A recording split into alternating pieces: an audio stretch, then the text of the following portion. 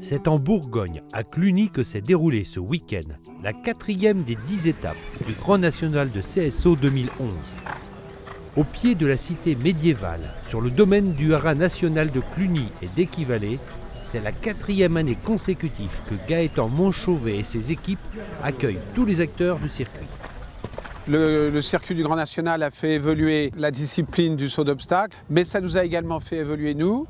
Nous avons, je pense qu'entre nos installations en 2008 et ce qu'elles sont maintenant, il y a un monde. Grâce au Grand National, nous avons pu convaincre nos partenaires institutionnels, Conseil général, haras nationaux, IFCE, d'investir. Donc il y a eu successivement une carrière qui a été faite derrière nous, une carrière en sable qui a été faite derrière nous, une carrière tout temps, puisque jusqu'à maintenant la grande spécialité de Cluny c'est le terrain en herbe, mais c'est effectivement, ça peut être une difficulté en cas de très mauvais temps. Nos partenaires ont également mis en place des espaces 18 000 m² pour accueillir les box et les camions des cavaliers. Et nous avons également une passerelle sur la Grosne qui permet de voir une liaison directe avec l'hippodrome.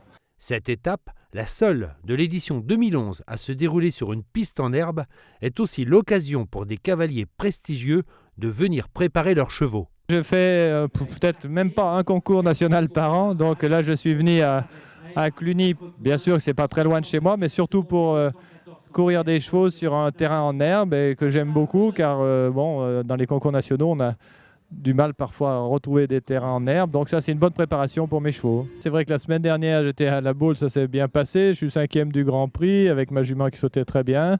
J'ai souhaité faire le concours de Rome, le CSIO de Rome avec l'équipe de France.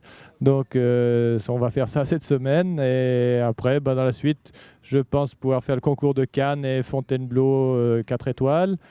Tout est un programme international bien sûr, je me régale sur ces concours-là. Pour bon nombre d'écuries, cette étape est l'opportunité de pouvoir recoller au peloton de tête. En effet, parmi les 8 premières écuries au classement général, seules 2 ont fait le déplacement à Cluny. L'écurie Sensorielle victorieuse à Marolles-en-Brie avec Édouard Maté et l'écurie GPA avec Patrick Guimbal. La liste des écuries engagées dans le circuit Grand National ne cesse de s'allonger. Dernière arrivée dans ce circuit, l'écurie dirigée par Sylvie Robert. On est très content, le groupe GL Events, d'avoir pu créer une nouvelle écurie pour ce Grand National, qui est un circuit que j'apprécie beaucoup de par sa qualité et de par l'engagement de la fédération auprès de notre sport. Donc cette écurie est l'écurie Equita Med by GL Events. Donc cette écurie est composée de Vincent Feuillerac, cavalier de la région, et de Laurent Guillet, cavalier de la région également. Alors pour commencer cette année, nous démarrons avec ces 2 cavaliers qui n'ont pas forcément des chevaux pour faire des très très grosses épreuves aujourd'hui. Mais l'objectif à terme évidemment c'est de pouvoir gagner de Grand National le plus vite possible, après step by step toujours.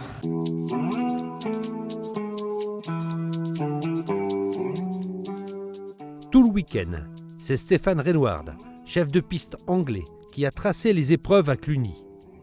C'est à lui que revient la mission de tracer un grand prix de haut niveau pour départager les 38 engagés. 13 obstacles, 18 efforts et 400 mètres minutes. Voici le programme de cette étape Grand National. Un tracé délicat et un chrono serré auquel aucun couple ne trouvera la solution. Ils ne sont en effet que 4 couples à rentrer sous 4 points. Si aucun couple n'est sorti sans faute, quelques-uns sont passés bien près. Et malgré les points de pénalité, cette première manche a été pleine de suspense et a comblé le public bourguignon venu en nombre. Je trouve une très belle première manche. Moi, le parcours me plaisait beaucoup quant à sa construction par le chef de piste. Et ça donne beaucoup d'enseignements. C'est un parcours difficile, délicat, avec un temps court. On est complètement dans le registre d'un Grand Prix international, sauf qu'on n'a que des cavaliers nationaux. Et je crois que c'est avec des épreuves comme celle-là que l'on va fabriquer l'avenir, construire de bons couples. C'est Nicolas Payot et Infini Rivage qui feront le meilleur chrono et apporteront une victoire bien méritée à l'écurie MTM. Je m'en voulais après le premier tour parce que je suis trop loin de ma palanque, ce qui explique la faute. La jument a été incroyable. Et au barrage, elle a été encore formidable. Ça me fait très plaisir. C'est une très bonne jument. Bon, qui est chez un amateur qui aurait pu faire une autre carrière, donc qu'elle gagne un grand national à 15 ans, c'est bien. Je me faisais charrier par ma sœur qui a gagné une étape. Je me faisais charrier par mes potes parce que je n'étais pas capable de faire un barrage correctement. Puis Thierry Pommel voulait que je fasse une perf pour me sélectionner en international. Donc là, je lui ai faite et comme il est à côté de moi, il ne peut plus rien dire maintenant. Bon alors Nicolas, maintenant on va vous voir sur les prochaines étapes avec les points que vous allez engranger pour votre écurie. Là, je crois que Thierry veut m'envoyer sur les globaux et les trucs comme ça. Oui, on va aller à Aix et puis voilà, c'est mon niveau, c'est bien, c'est très bien le Grand National. Dans le classement Grand National, c'est Vincent Feuillerac qui montera sur la deuxième marche du podium, réussissant une entrée remarquée dans le circuit du Grand National, en apportant dès sa première participation 11 points à la toute nouvelle écurie Equitalion by GL Events. Je suis ravi pour cette première étape pour ma part, en tout cas du Grand National. Également première étape pour ma jument parce que c'était son premier Grand Prix à ce niveau. Et puis c'est vrai que j'ai le soutien de Sylvie Robert et GL Evans d'Equitalion. Ça c'est un véritable plaisir également. Et puis bon, c'est vrai, on s'est dit on va créer une équipe cette année, même si j'ai une jument qui n'est encore pas tout à fait au point pour faire ces hauteurs-ci. C'est l'écurie Aerojet Corporate qui s'empare de la 3e place du podium. L'étape de Cluny semble bien plaire à Arnaud Thomas, qui l'année passée avait terminé premier jeune cavalier du Grand Prix. C'est une étape qui me touche assez à cœur parce que je suis de la région, donc toute ma clientèle est présente, ma future clientèle aussi, et que le cheval s'adapte très bien à ce terrain de Cluny. Donc je suis assez satisfait de mon cheval sur ce Grand National. Auparavant, je suis allé à Fontainebleau préparer mon cheval pour cette étape de Cluny.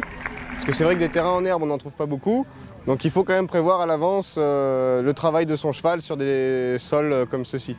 Pas mal de changements au classement général au soir de cette 4e étape.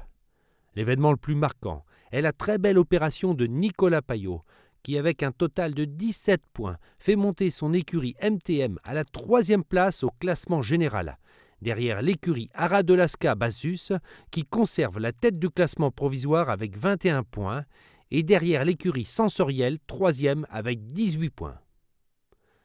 Avec cette victoire, Infini Rivage se classe en tête du challenge des propriétaires.